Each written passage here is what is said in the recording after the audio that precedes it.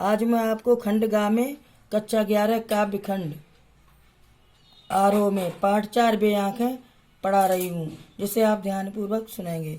इस कविता में पंत जी ने स्वतंत्रता से पूर्व किसानों की दुर्दशा का चित्रण किया। उनकी आंखें सदा दुख और दीनता से भरी रहती। कभी वह स्वाधीन था, परंतु आज उसे उसकी जमीन से बेदखल कर दिया गया। महाजन ने क्रूरता पूर्वक उसके पुत्र को मरवा डाला, उसके घर द्वार बिकवा डाले, खेत तक नीलाम करवा डाले।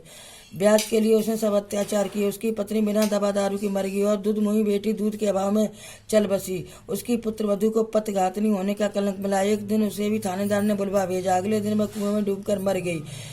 इन सब अत्याचारों की याद कर करके किसान की छाती फट जाती है। इसी का वर्णन किया है कवि ने। अंधकार की गुहा सरीखी उन आंखों से डरता है मन, भरा दूर तक उनमें दाणु, दैन दुख का नीरव रोदन।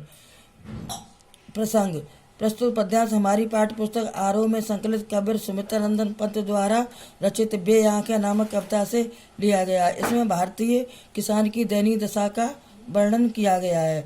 व्याख्या। भारतीय किसान की आंखें मुझे एक अंधेरी गुफा के समान भयानक लगती हैं। जिस प्रकार अंधेरी गुफा के भीतर झांकने में भय लगता है, उसी प्रकार किसान की शून्य आंखों में देखने में भी भय लगता है, क्योंकि इन दसी आंखों में निराशा, शोषण, पीड़ा और रुदन के सिवाय कुछ नहीं है। उन आंखों में भयानक गरीबी का दुख और उनका चुपचाप गरीबी को सहे जाने का मौन रूप रुदन व्याप्त है।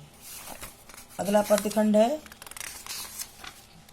वह स्वाधीन किसान रहा, अभिमान भरा आंखों में इसका, छोड़ उसे मझधार आज संसार कगार सदृश वह खिसका। प्रसंग पहले जैसा ही है।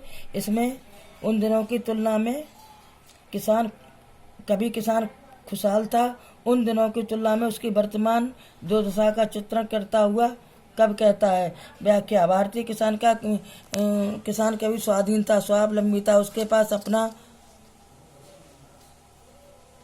समाज था, उसकी मान मर्यादा थी, परंतु आज उसका स्वाभिमान उसे छोड़कर ऐसे विलीन हो गया जैसे कोई रेतीला किनारा टूटकर नदी के प्रवाह में बह जाता। अर्थात आज उसका जीवन बिल्कुल स्वाभिमान शून्य बनकर रह गया। बच्चों शेष पाठ कल पढ़ाएंगे, स्वयं पढ़ें, याद करें।